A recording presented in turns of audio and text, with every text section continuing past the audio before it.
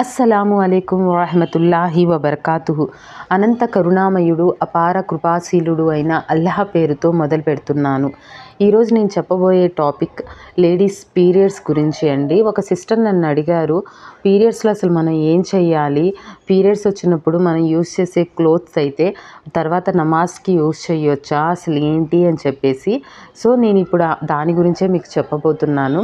ఇప్పుడు ఇంకో విషయం షేర్ చేసుకోవాలండి. అల్హమ్దులిల్లా నా యూట్యూబ్ ఛానల్ అయితే మానిటైజ్ అయింది అండ్ నియర్ 10,000 సబ్స్క్రైబర్స్కి వస్తున్నారు.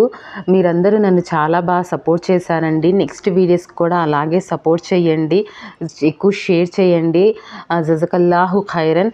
ఎవరైతే ఇంకా నా ఛానల్ని చూడాలి, నన్ను ఇంకా సపోర్ట్ చేయాలి అని అనుకుంటున్నారో వాళ్ళు నా దాంట్లో జాయిన్ అయిన ఒక ఆప్షన్ ఉందండి, దాంట్లో జాయిన్ అవ్వచ్చు మీరు. అలాగే కొన్ని సూపర్ చార్ట్స్ అని చెప్పేసి, పర్క్స్ అని చెప్పేసి అవి ఉంటాయి. సో దాని ద్వారా కూడా మీరు నాకు సపోర్ట్ చేయొచ్చు. And thanks. And videos share చేస్తూ ఉండండి. అలాగే మీకు ఏ టాపిక్స్ కావాలో చెప్పండి.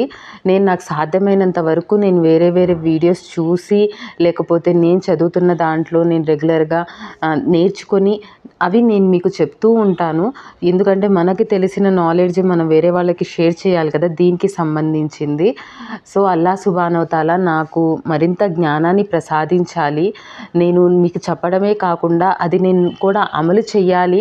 ఆ హిదాయత్ అల్లా సుబ్హానహు తఆలా నాకు ఇవ్వాలి. మీకు కూడా వినడమే కాకుండా అది అమలు చేసే హిదాయత్ కూడా అల్లా ఇవ్వాలి. మనందరికీ మంచి జ్ఞానాన్ని ప్రసాదించాలి అని కోరుకుంటున్నానండి. ఇప్పుడు మన మెయిన్ టాపిక్ నెలసరి వచ్చినప్పుడు ఆడవాళ్ళు ఏం చెయ్యాలి అని చెప్పేసి. ఓకే, నెలసరి వచ్చినప్పుడు మనం నమాజ్ చదవచ్చా, ఖురాన్ చదవచ్చా అంటే ఫస్ట్ నమాజ్ ఖురాన్ అయితే చదవకూడదండి. నమాజ్ ఖురాన్కి మనం దూరంగానే ఉండాలి డేట్ వచ్చినప్పుడు. అలాగే అది ఎన్ని రోజులు ఉండాలి అని చెప్పేసి చాలామంది అడుగుతూ ఉంటారు. మనకి పీరియడ్ స్టార్ట్ అయిన తర్వాత ఎప్పుడైతే మనకి బ్లీడింగ్ అన్నది ఆగిపోయిన తర్వాత మనం ఇంకా గుసుల్ స్నానం చేసేసి నమాజ్ చదవచ్చు, ఖురాన్ చదవచ్చు. మన వాళ్ళు ఏంటంటే ఇప్పుడు కొంతమందికి 3 days వరకే అవుతుందండి బ్లీడింగ్, అయినా కూడా 7 days 9 days వరకు వెయిట్ చేస్తూ ఉంటారు.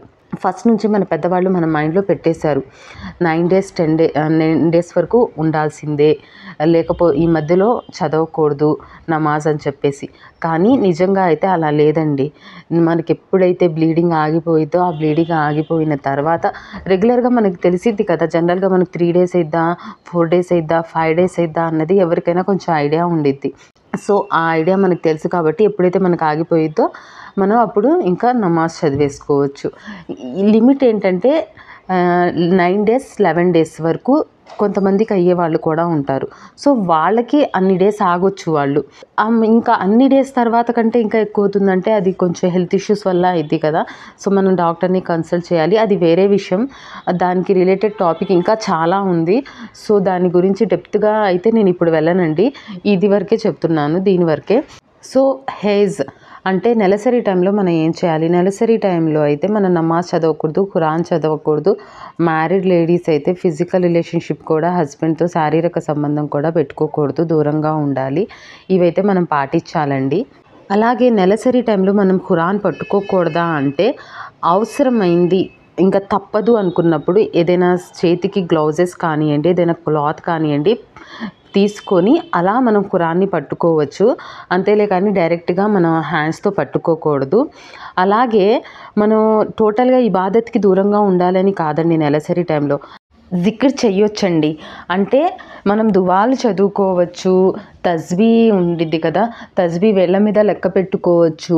అలాగే ఏదైనా సూరాలు మనకు వచ్చనుకోండి, ఆ సూరాలను కూడా మనం చదువుకుంటూ ఉండొచ్చు.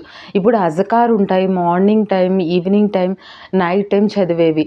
ఆ అజకార్ అన్నవి కూడా మనం మొబైల్లో చూసుకొని, లేకపోతే కొన్ని మామూలు బుక్స్ ఉంటాయి కదా, ఆ బుక్స్లో చూసుకొని కూడా మనం చదువుకోవచ్చు.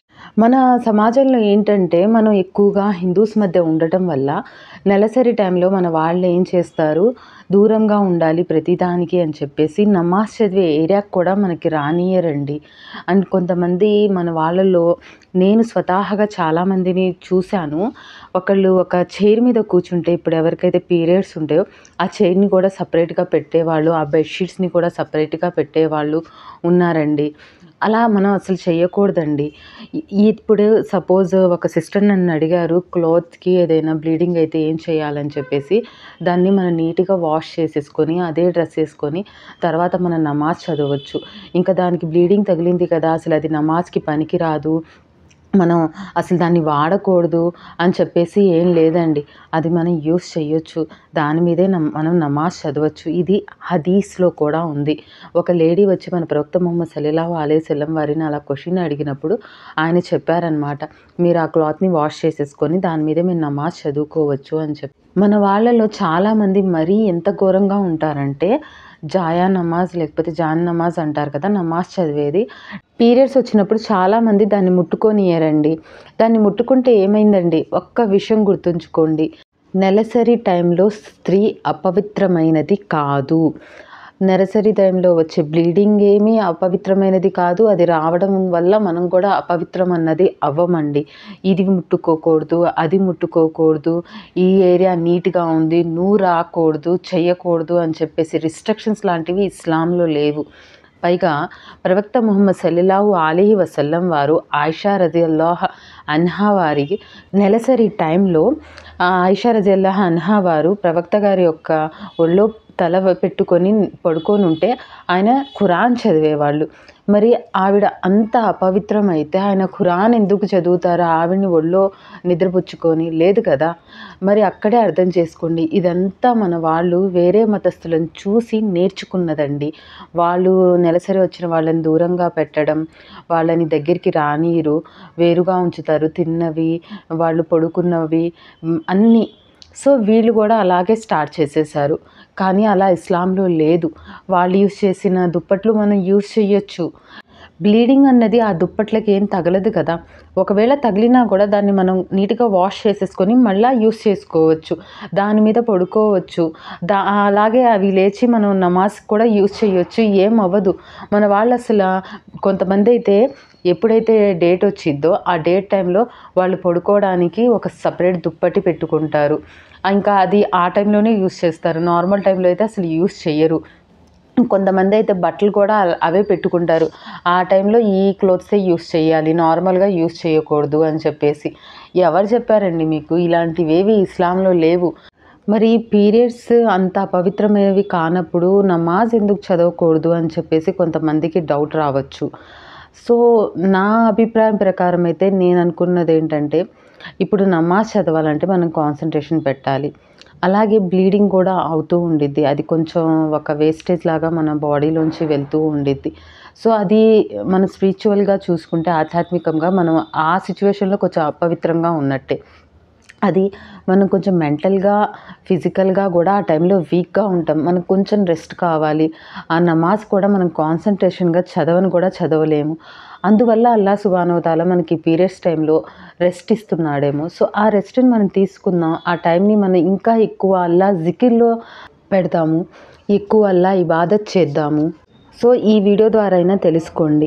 మీరు ఏవేవైతే పీరియడ్స్ టైంలో చేయకూడదు అనుకుంటున్నారో ఆ పనులన్నీ ఇస్లాంలో లేనివండి. చాలామంది పీరియడ్స్ టైంలో పూలు పెట్టుకోరు. అలాగే మెహందీ పెట్టుకోరు. మెహందీ కూడా పెట్టుకోకూడదు నెలసరి టైంలో అంటారు. అలాంటివేం లేవండి. మెహందీ కూడా పెట్టుకోవచ్చు. ఏమవ్వదు. కొంతమంది గోర్లు కట్ చేసుకోరు. నెలసరి టైం కదమ్మా! గుస్సల్ స్నానం అయ్యే వరకు మేము గోర్లు కట్ చేసుకోము అంటారు. గోర్లు కట్ చేసుకోవడానికి నెలసరి టైంకి ఏం సంబంధం లేదండి. హ్యాపీగా ఆ టైంలో మీరు గోర్లు కూడా కట్ చేసుకోవచ్చు. మన వాళ్ళు చాలామంది అమ్మాయి ఫస్ట్ టైం మెచ్యూర్ అయినప్పుడు పెద్ద ఫంక్షన్‌లా చేస్తారండి. ఒక్క విషయం గుర్తుంచుకోండి. అమ్మాయి మెచ్యూర్ అయినా, అబ్బాయి సుంతి, ఖత్నా చేసినా కూడా ఎవ్వరికీ చెప్పకూడదండి. అది నార్మల్‌గా చేసేయాలి. మన వాళ్ళే ఖత్నా అన్నది పబ్లిక్ చేసేసి, పెద్ద పెద్ద ఫంక్షన్ చేసేసి, ఇస్లాంకి ఒక బ్యాడ్ నేమ్ తీసుకొస్తున్నారండి. అసలు ఎందుకు ఇలా ప్రతీది ఫంక్షన్ చేయాల్సిందేనా? ప్రతీది మనం వేరే వాళ్ళని చూసి నేర్చుకొని, దీంట్లో హ్యాపీనెస్ ఉంది మనకి, ఏముంది మేము సెలబ్రేట్ చేసుకుంటున్నాము అని అందరిని పిలుచుకుంటున్నామండి, సెలబ్రేట్ చేసుకుంటున్నాం, హ్యాపీగా గడుపుతున్నాము అంటున్నారు. దానికి ఏం రీజన్స్ కావాలా మీకు? బర్త్‌డేలని, పెద్ద మనిషి ఫంక్షన్‌లని చెప్పేసి, సుంతి ఫంక్షన్‌లని చెప్పేసి, లేకపోతే లేకపోతే మ్యారేజ్ యానివర్సరీస్ అని చెప్పేసి అలా కాకుండా మీ చుట్టాలు మీ ఫ్రెండ్స్ని ఏదో ఒక టైంలో పిలుచుకోండి, హ్యాపీగా వండుకోండి, తినండి, హ్యాపీగా ఉండండి. దానికి స్పెషల్ డే ఒకటి చేసుకోవాలా? అమ్మాయి మెచ్యూర్ అయితే ఎవరికి చెప్పకూడదు, అలాంటి ఫంక్షన్స్ చేయకూడదు, అవి ఇస్లాంలో లేదు. మీరు ఎందుకు చేస్తున్నారు? ఇప్పటికైనా ఇలాంటి ఫంక్షన్స్ చేయడం ప్లీజ్ ఆపేయండి. నాకు తెలిసినంతవరకు ఇప్పుడు హిందూసే ఫంక్షన్స్ చేయట్లేదండి. చాలామంది వాళ్ళు రియలైజ్ అయ్యారు, మన అమ్మాయి మెచ్యూర్ అయితే మనం నలుగురికి చెప్పడం ఏంటి, మా అమ్మాయి మెచ్యూర్ అయింది, మా అమ్మాయి మెచ్యూర్ అయింది అని చెప్పేసి ఎందుకు చేయాలి మేము ఫంక్షన్స్ అని చెప్పేసి నాతో స్వతహాగా కొంతమంది హిందూస్ చెప్పారు. మేము చెయ్యము అని చెప్పేసి వాళ్ళు చేయలేదు. మన ముస్లిమ్స్ వాళ్ళ దగ్గర నేర్చుకొని మన వాళ్ళు వదలట్లేదు. అందరినీ పిలుస్తారు, మా అమ్మాయి పెద్ద మనిషి అయిందండి, మా అమ్మాయి పెద్ద మనిషి అయిందండి అంటే మా అమ్మాయి పెద్ద మనిషి అయింది సంబంధం తీసుకురండి అనా, లేకపోతే ఎవరికైనా లైన్ వేసుకోరా అని చెప్పేసి మీరు పబ్లిసిటీ చేస్తున్నారా? సారీ, నేను కొంచెం హార్ష్గా మాట్లాడితే క్షమించండి. బట్ మన వాళ్ళు చేసే కొన్ని పనులు ఒక్కొక్కసారి కోపాన్ని, బాధని రెండింటినీ తీసుకొస్తాయండి. ఇస్లాంలో లేనివి లేదు అని మనం చెప్తున్నా కూడా పట్టుబడి మరీ చెయ్యాల్సిందే అని చెప్పేసి ఆ అమ్మాయి రాగానే పెద్ద మనిషి అవ్వగానే మేనత్తే వచ్చి ఏదో పసుపు రాయాలంట. ఎవరు చెప్పారండి మేనత్తి వచ్చి పసుపు రాయాలి?